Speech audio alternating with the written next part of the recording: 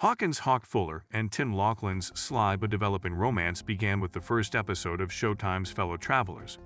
The first episode of Fellow Travelers, which is based on Thomas Mallon's historical fiction book of the same name, flashes back and forth between Hawk and Tim's initial meeting in 1950s Washington, D.C., and their final destination in 1986.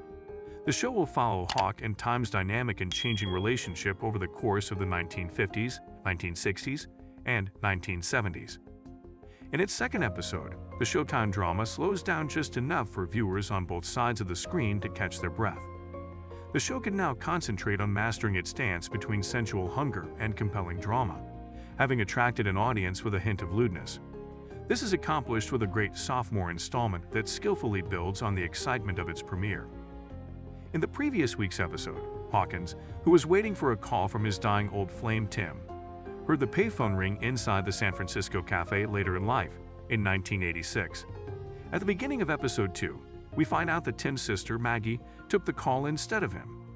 Tim has sent Maggie to reaffirm that he does not want to see Hawkins, as Hawkins crushed Tim's heart during their secret relationship in Washington, D.C. in the middle of the 20th century. Maggie informs Hawkins, alluding to his deceiving her brother throughout the years, "You stole that from him, Tim ever being able to have a real partner. I believe it will be a relief for you to not have to see him." Hawkins asked, "I don't know, so you can say that you tried," in response to her question about why he would travel 3,000 miles if he wasn't really interested in seeing Tim.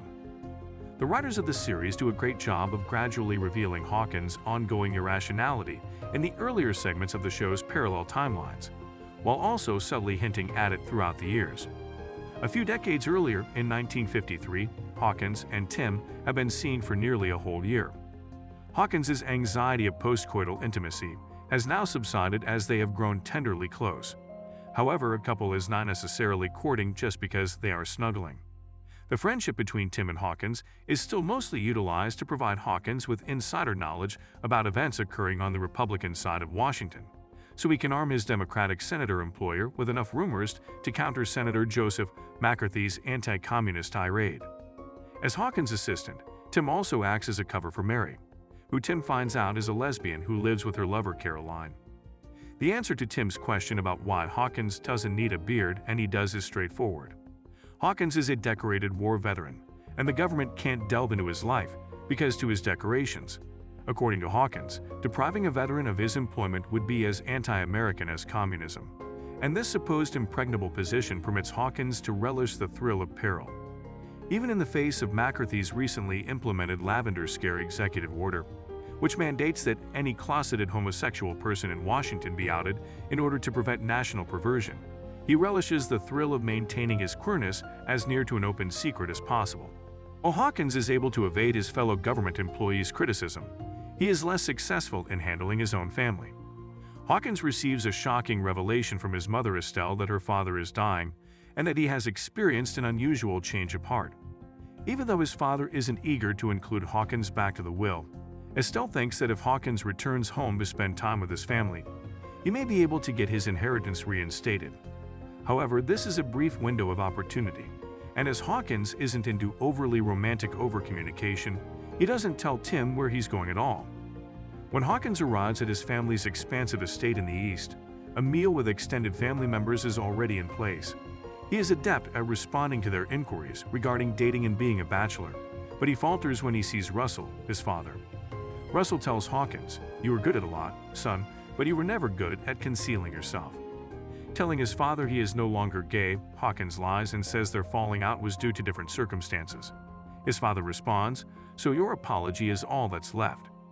When Hawkins confronts his father about what he feels he should apologize for, Russell replies that he suffered a lifetime of conflict after witnessing Hawkins have oral sex with Kenny, a friend from the high school tennis team. For Hawkins, Kenny represented his first encounter with a sexual partner, his first romantic partner, and his first taste of bereavement. Since Kenny passed down during World War II, Hawkins has been seeing his father's entire ordeal through a new lens. Tim's charming sincerity reminds Hawkins of Kenny. "I apologize for your passing," Hawkins is first. That he didn't knock first, and that not a single soul cares. Bulmer takes an already solid line and elevates it to new heights by selling it with unquestionable conviction. As soon as Hawkins gets back to Washington, he visits Tim. Despite Tim's confusion, he tells Tim that it doesn't matter where he was and doesn't provide an explanation for his absence. He says, "I'm home now," and plants a kiss on him. Before the gloomy circumstances that saturate the rest of this episode, it's just the kind of loving moment we need. After a government employee exposes Mary and Caroline, Hawkins pushes Tim to write a letter on Mary's behalf, protecting their common friend but leaving Caroline jobless. Even though Hawkins is generally a friendly person, his insistence on drafting the letter serves as evidence that he may become a C quickly, particularly when friends endangered his own safety. Tim tells him he's done with Hawkins' dirty labor because of the iceness, which gives him the chills.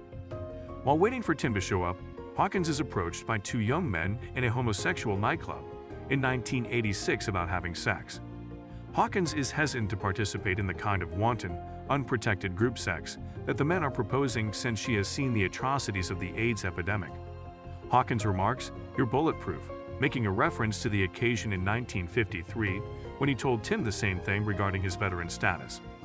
"You know what I've been meaning to discover for a long time? Not every other person is." Hawkins visits Tim's flat and knocks on the door because he is sick of waiting. Tim yells that the door is open, believing it to be Maggie, and Hawkins enters to find his sweetheart lying on the couch, staring back at him. Tim is still very attractive and has the same natural connection with Hawkins, despite being older and physically weaker due to difficulties with HIV. The episode ends with Tim grudgingly allowing Hawkins to stay for dinner.